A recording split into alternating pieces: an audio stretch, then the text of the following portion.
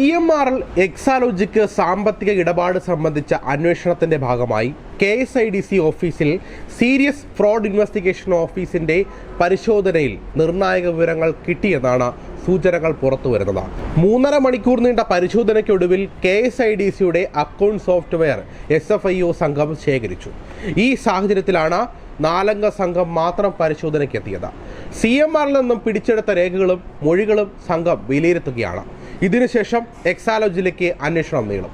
അന്വേഷണം ചോദ്യം ചെയ്ത് KSIDCക്ക് നൽകിയ ഹർജി ഹൈക്കോടതി പരിഗണിച്ചതിന് 1 മണിക്കൂർ മുൻപായിരുന്നു പരിശോധന. സ്റ്റേ ആവശ്യം കോടതി അനുവദിച്ചില്ല. പൊതുമേഖലാ സ്ഥാപനമായ KSIDCക്ക് എന്താണ് ഒളിച്ചുവെക്കാനുള്ളതെന്നും കോടതി ചോദിച്ചു. ഫലത്തിൽ ഇനി ആർക്കും ഈ അന്വേഷണത്തിനെതിരെ ഹൈക്കോടതിയെ സമീപിക്കാനാവില്ല.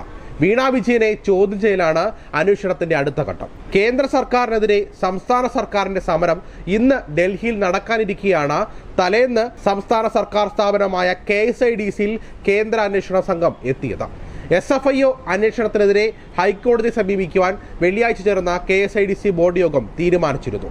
മുതിർന്ന സുപ്രീം കോടതി അഭിഭാഷകൻ CS വൈദ്യനാഥന്റെ നിയമോപദേശത്തിന്റെ അടിസ്ഥാനത്തിലായിരുന്നു തീരുമാനം. പരിശോധനയ്ക്ക് എത്തുമെന്നും ഇതിനു മുന്നോടിയായി വാർഷിക കണക്കുകൾ ഇമെയിലിൽ അയച്ചു നൽകണമെന്നും SFIO ചൊവ്വാഴ്ച KSIDCയോട് ആവശ്യപ്പെട്ടിരുന്നു. ഹൈക്കോടതിയിൽ CS വൈദ്യനാഥൻ തന്നെ ഹാജരായി. എന്നിട്ടും പരിശോധനയ്ക്ക് സ്റ്റേ നൽകിയില്ല. CMRL, എക്സാലോജിക് സൊല്യൂഷൻസ് എന്നിവയ്ക്കൊപ്പം KSIDCക്കെതിരെ കോർപ്പറേറ്റ് കാര്യ മന്ത്രാലയത്തിന്റെ അന്വേഷണം, SFIO അന്വേഷണം എന്നിവയ്ക്കുള്ള ഉത്തരവുകൾ, രേഖകൾ ഹാജരാക്കാനുള്ള നോട്ടീസ് എന്നിവ നിയമവിരുദ്ധമാണെന്നും റദ്ദാക്കണമെന്നുമായിരുന്നു ഹർജിയിലെ ആവശ്യം.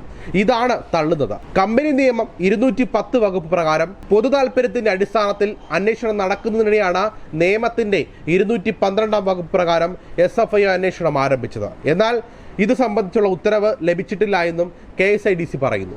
ഞങ്ങളുടെ ഭാഗം കേട്ടിട്ടില്ല. 2 സ്വകാര്യ കക്ഷികൾ പണം നൽകിയതിന് എന്തുകൊണ്ടാണ് പൊതുമേഖലാ സ്ഥാപനമായ KSIDCക്കെതിരെ അന്വേഷണം നടത്തുന്നത് എന്നീ വാദങ്ങളും ഉന്നയിച്ചു. സംസ്ഥാന സർക്കാരിന്റെ ഉടമസ്ഥതയിലുള്ള കമ്പനി രേഖകൾ നൽകാതെ ഒഴിയുന്നതിന് കാരണങ്ങളില്ലെന്ന് കേന്ദ്ര സർക്കാരിന്റെ അഭിഭാഷകൻ അറിയിച്ചു. സ്റ്റേ ആവശ്യം അംഗീകരിക്കാതിരുന്ന കോടതി ഹർജി 12-ന് പരിഗണിക്കാൻ മാറ്റി. ഈ കേസിലെ തുടർ നടപടികൾ നിർണായകമാകും.